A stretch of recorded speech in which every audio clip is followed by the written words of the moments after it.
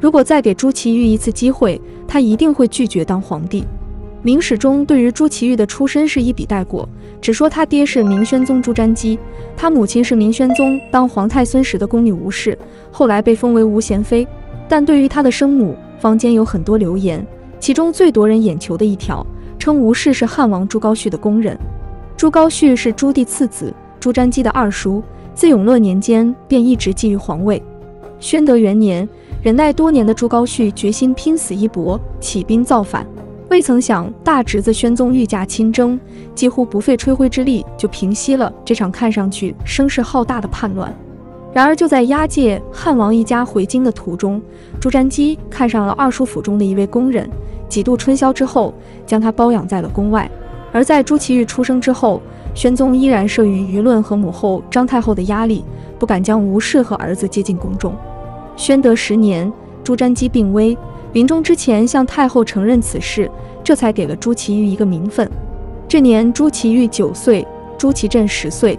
无论这个传言是真是假，朱祁钰出身不好是个事实。朱祁钰入宫后被封为了成王。从种种迹象看，孙太后和小皇帝朱祁镇虽然不待见这个外面来的私生子，却也没苛待他。按照皇民祖训的规定，亲王岁禄应为1万担。但仁宗朝的时候对此打了一个补丁，即亲王在京的时候岁之米3000担，超万贯，等去封国就藩以后再发起。因为成王没有封国，所以英宗又额外赐给他188顷田地，足够维持日常开销。不出意外的话，对于朱祁钰这样一个出身不好的皇子来说，能够富贵一生就足以令人满足了。但不出意外的话是要出点意外的。几年之后，大明边境发生了一件小事，瓦剌也先大举南侵，从4个方向进攻大明。在此危急存亡之秋中，大明战神朱祁镇决定披挂上阵，御驾亲征。只要陛下率领天兵一到，一切都会好起来的。然而现实不是过家家。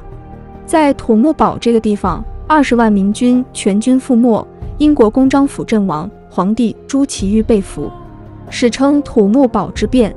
消息传回京城，正在监国的朱祁钰惊呆了，连皇太后孙氏也辉煌不知所措，文武大臣更是只会嚎哭，不知道接下来该怎么办。就在这个时候，翰林院侍讲徐有贞趁机提出南迁，一时间人心动摇。关键时刻，兵部侍郎于谦站出来力主死守北京，这才稳住了局面，安定了人心。为了改变目前京中群龙无首的局面，孙太后下指命成王监国，要求文武百官一切事务均要启王听令而行。奉旨监国之后，朱祁钰立刻进入角色。他先是命礼部出榜，号召全城百姓齐心协力抓捕奸细。次日，朱祁钰又命山东、南直等地的金兵及运粮军官36000人急速赴京操练，赵敬南元勋、宁阳侯陈茂率大军从福建回援京师。不过，虽然朱祁钰关键时刻挑起了大梁，他的好兄弟朱祁镇那头又掉链子了。所谓国不可一日无君，更重要的是，如果大明上下还认朱祁镇当皇帝，那么瓦剌能挟天子以令大明上下。于是，放眼中国5000年历史都未有过的天子叫门的耻辱一幕出现了。堂堂一国皇帝，竟站在城下命令己方士兵打开城门迎接异族入侵。如此荒诞而诡异的一幕出现在当时的大同城下。朱祁镇过来叫门的时候，朱祁钰还是监国，大同守臣奏报，他马上给守关的将领都吃了个定心丸。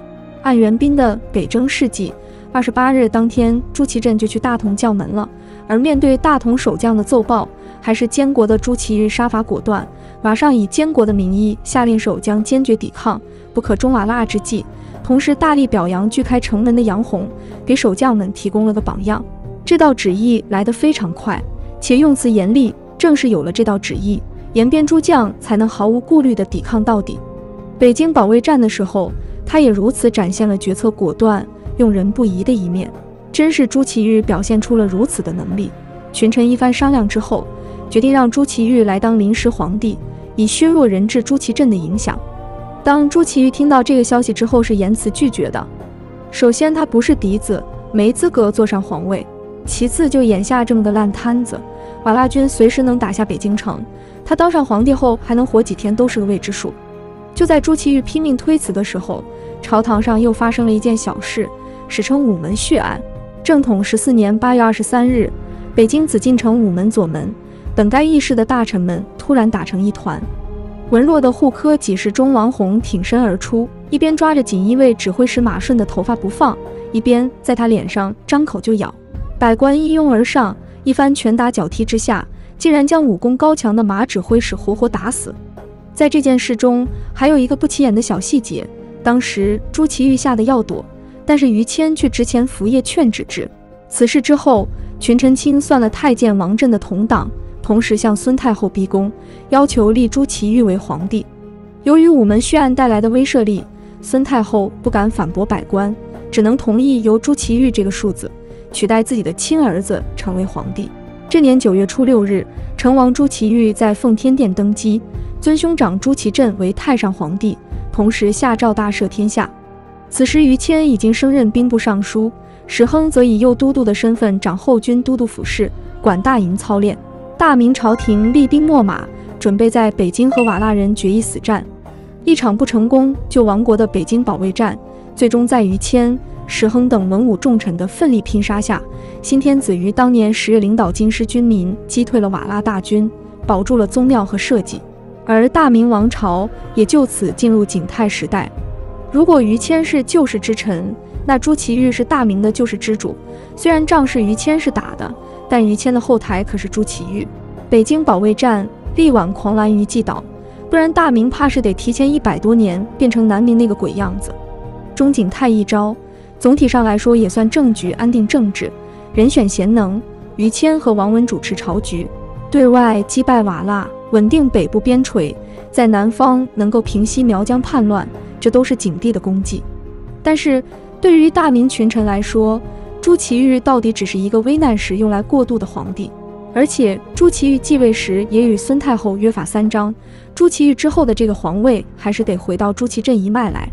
原本朱祁钰对这个安排也没有不满，但是瓦剌一看朱祁镇已经失去了作为人质的价值，就把他放回了大明，这下尴尬了。瓦剌这边想放，大明那边却产生了分歧。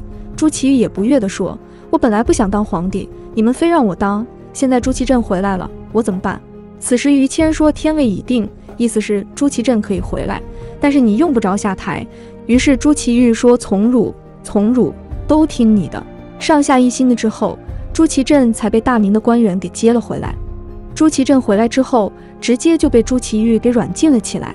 之后朱祁钰也运作了一些手段，想立自己的儿子朱见济为太子，可惜天不遂人愿，朱见济没有当太子的福分，很快就夭折了。太子夭折后，贵州道监察御史曾说这是天谴，朱祁钰一怒之下，竟然将这位言官给处死。朱见济是朱祁钰唯一的儿子，他的死有没有蹊跷，我们不得而知。外面有人说3到4，后宫也有正宫皇后等人闹腾，心力憔悴的朱祁钰没几年就一病不起。史书中没有详细记录他生病的原因，从等大臣的表现看，他病得应该不轻。他的病有没有可能是人为的呢？也不得而知。朱祁钰病重之际，一些在景泰朝失势的大臣如史亨、徐有贞等人，因为不满于谦独揽大权，决定拥立新君，重新迎回朱祁镇。朱祁镇就这样复辟当上了皇帝，史称夺门之变。由于此时朱祁钰已经病故，皇位按照继承顺序应该是给朱见深，也就是朱祁镇的儿子的。换句话说，朱祁镇是夺了自己的儿子的皇位。朱祁钰死后，朱祁镇为其上谥号立，却不承认他是皇帝。后来的成化帝朱见深为其上了谥号恭仁康定景皇帝，算是承认了其皇帝的位置，却一直没有庙号。后世的明朝皇帝因为皆是朱祁镇的后代，所以基本上也对于朱祁钰几乎不多提及。直到崇祯17年，崇祯帝去世后，南明朝廷的弘光皇帝朱由崧为朱祁钰上庙号代宗，至此朱祁镇的后人总算是放下了执念，为朱祁钰正名。